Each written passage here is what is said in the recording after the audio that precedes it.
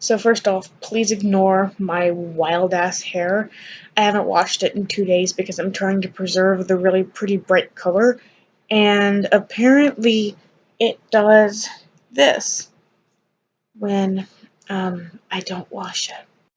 Welcome back, everyone. I'm going to try to make this video a little bit shorter than my last one because I'm not reviewing an entire comic today. I'm just going to be talking a little bit about GalaxyCon that I went to a couple weeks ago and some of the stuff that me and my husband picked up there.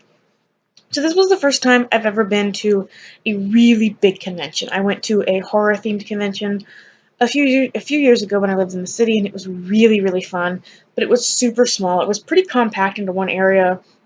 I don't even think all the rooms in the convention center got used. At least they didn't get used on the day that I went, because I went the shortest day, but that's beside the point, and that's a totally different story that I might tell if there's an interest for it. Anyway, so GalaxyCon was amazing. It was my first time cosplaying in public and getting everything together for my Scream costume, designing it, practicing the makeup, dyeing my fucking wild hair that you guys are being forced to look at right now. All of it was really fun, and I hope to go back next year. Everybody was so nice, because I was so worried about, being looked at weird or being judged because of where it was worried about being judged because I'm not the thinnest of people, so I was worried about getting, weird looks or bullied or picked on, and none of that happened at all. Everybody was really nice. I had a couple people ask for pictures of me, which was really cool. I wish I would have gotten their names so that I could maybe get the pictures from them, but oh well. So the first place we went when we got there was the area where they have all the vendors. So the people that sell merchandise, little trinkets, and that sort of thing. And the only way I can describe that room is an overstimulation hell. I'm sure a lot of you have noticed I move around a lot in my videos. My eyes don't usually stay in the same place. I'm constantly looking all over the room. I have a hard time focusing because I am diagnosed with ADHD.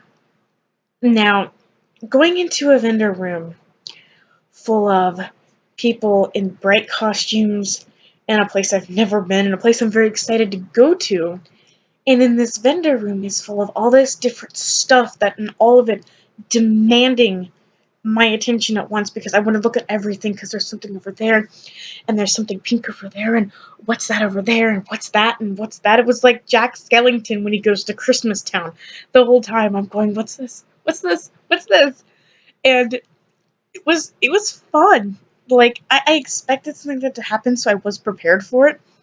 But I understand now why some people go to conventions and kind of have trouble with it because mentally it's a lot to take in. And at one point we were standing, we weren't standing because you couldn't really stand still. You had to kind of keep moving. We were standing in kind of what felt like the middle of the room, and I'm like, okay, I love this, but I need to get out of this crowd before I completely freak out because I am massively overstimulated by all of this. But the merch room was really fun. I'm hoping next year to go back with a little bit more money so that we could, buy a couple different things, but I'm going to go ahead and show you guys the stuff that we picked up, minus one thing. There's one thing that I won't be showing on camera, and I'll explain why in a few minutes.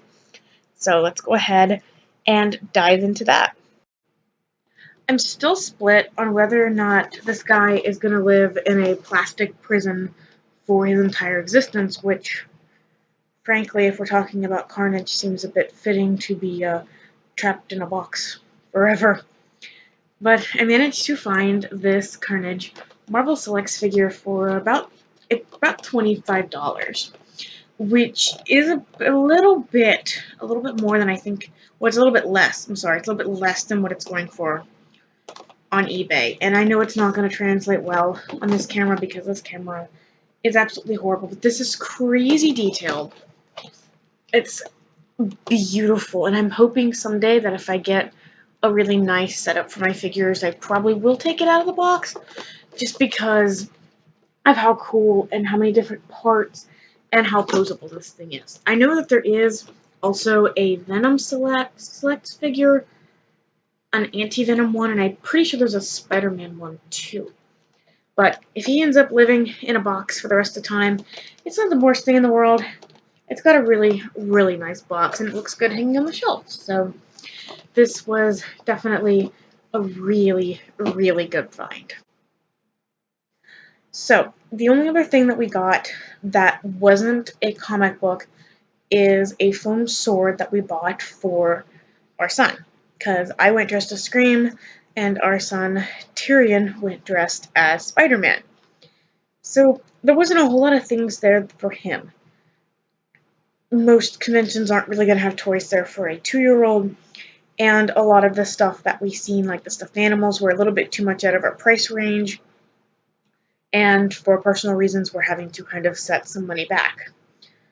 So we ended up, on our way out, walking by this guy who was selling foam replica swords. And Tyrion, he loves that kind of stuff. He loves being able to have a sword that he can just beat the crud out of everybody with. So we set him down, and he walks over, and the dude running the little booth, he was really, really nice, complimented my costume, and he said that one of the reasons that he likes homemade costumes was that he kind of considers them folk art, which is probably the weirdest and best compliment I've ever received in my life. So if you were at GalaxyCon selling foam swords, thank you. Anyway, Tyrion goes and he grabs one of these little foam swords, and it ended up being a replica of the Sting sword from the Hobbit franchise that Bilbo Baggins ends up getting. I actually just recently watched all the Hobbit movies for the first time a couple days ago, mainly because of that sword. So I don't have it with me to show you guys because I'm pretty sure it's in his bedroom, and right now he is asleep, and I'm not going to wake him up. But that was the other thing that we got, was a foam replica of Bilbo Baggins' sword. Alright, on to the comic book part. So, while I was waiting in line for a signature, my husband took Tyrion off so that he could be entertained, because no 2-year-old wants to wait in a line. And he ended up meeting a comic creator, and I haven't gotten a chance to read these myself, but he ended up getting 1 through 4 of this, and all of them, I do believe, are also signed. I haven't gotten a chance to look at them yet, but the artwork, I can do this without bending it too much, the artwork is super, super pretty.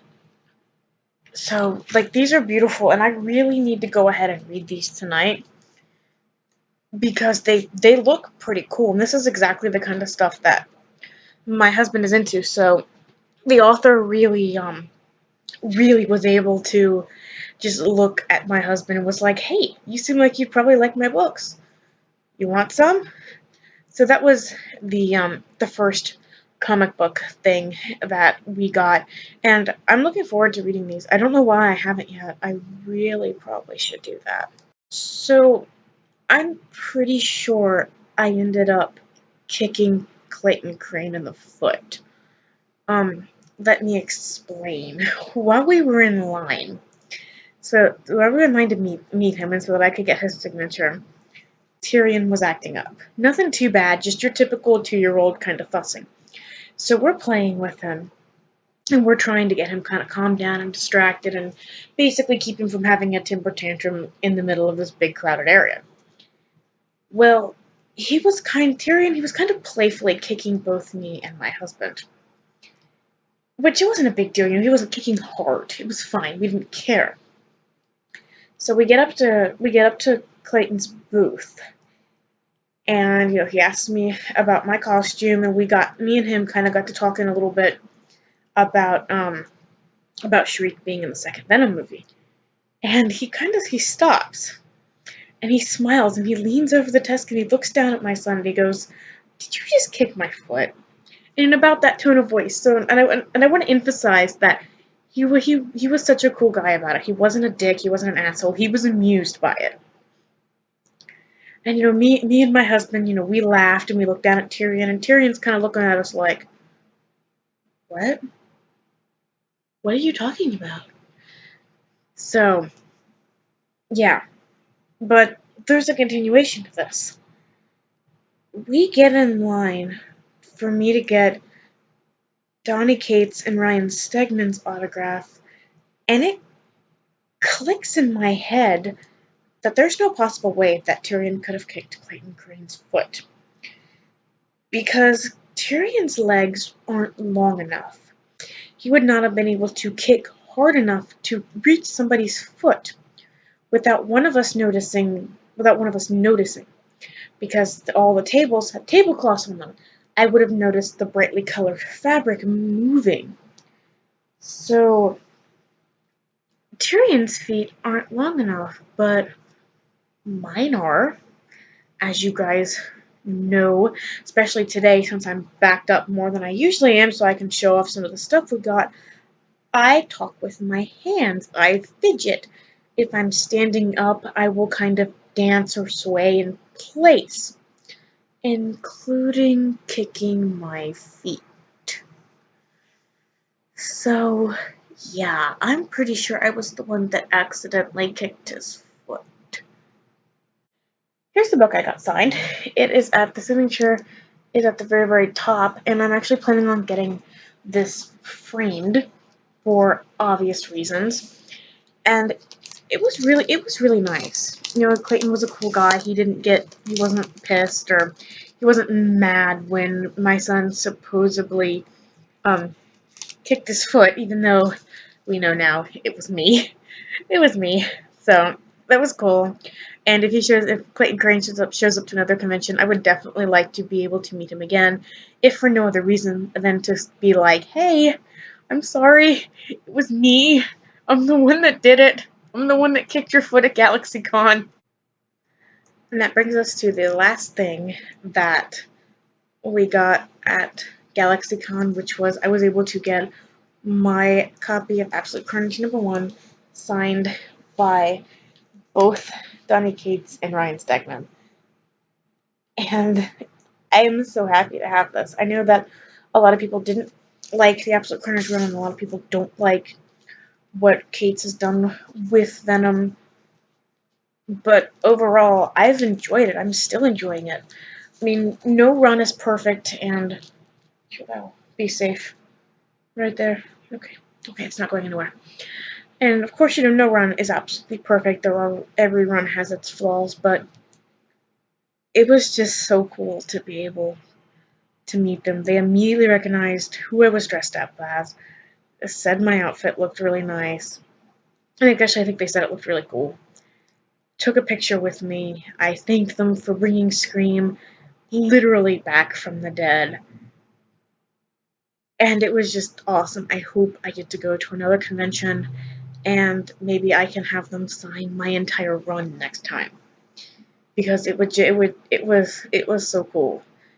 They were both really nice. They didn't charge me any extra for taking a selfie, which doesn't sound like a lot, but a lot of people there were charging extra. Clayton Crane wasn't. I was just too shy at that point to ask for a picture. And I don't know why, but I was. Maybe it's because I subconsciously knew that I was the one that kicked his foot. I don't know. So maybe that was why. But they were both really cool guys. There was a person in front of me, and she kind of had to step out of line because the person that she was with had their money for the comics, and they were both cool with it. They let her just stand there and let people go around her. She didn't have to go to the very back of the line or anything. And yeah, that's pretty much it. It was a really great day. We got some great stuff, some great memories out of it, and I cannot wait to buy frames and to hang this stuff up. I'm not sure if I'm going to hang these comics up in my bedroom with some of my other nerd stuff, because I've got Star Trek figures on the wall over there, a Hulk poster over there, a D&D poster over there, or if I'm going to actually hang them up in my living room so that anybody who comes over can see it and be like, hey, what's that? And then I can launch into this big old long explanation about it.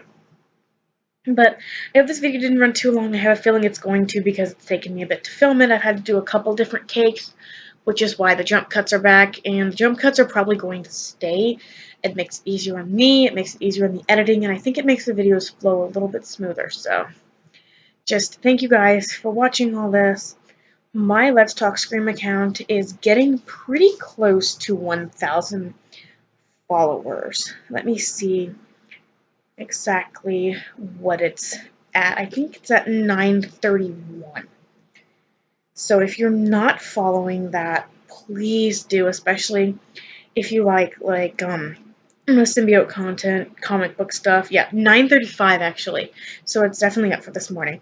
If you're already following it, then thank you so much for supporting this channel, for supporting that, for supporting me.